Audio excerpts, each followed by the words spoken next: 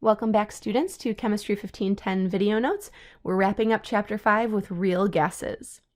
So when we talked about gases at the beginning of this chapter, we talked about something called ideal gases.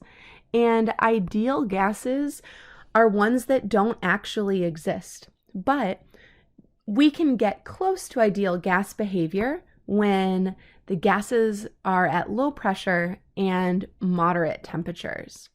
So let's look at two things that the ideal gas law assumes that isn't usually true. So first is that the particles of gas have no volume. That's silly. Of course the particles of gas have volume. Those gas particles might be small, but they do take up space. And the space that they take up makes that particular space unavailable for molecules to move in, right? Because there's already a molecule there.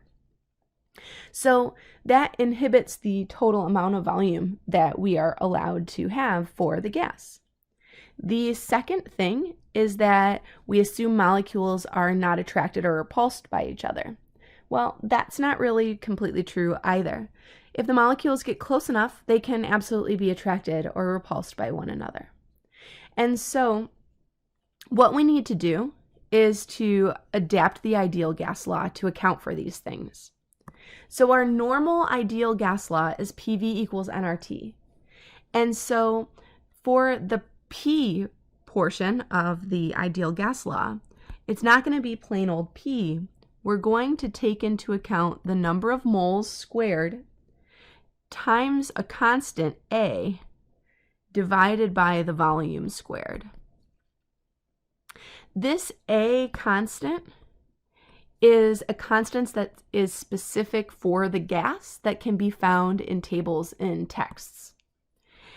And then for our volume, we need to subtract out the volume that the molecules are taking up.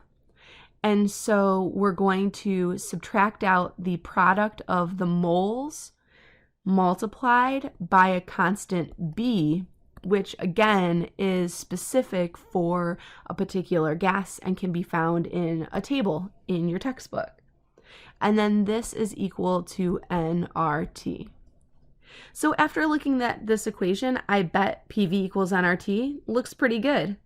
And what you find is when you go through all the darn effort to actually find the A and the B and put all this information together, you get remarkably close to the same answer that you would get if you just use PV equals nRT.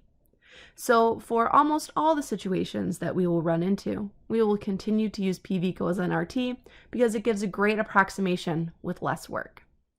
So that's all for real gases. This is Katoni signing out.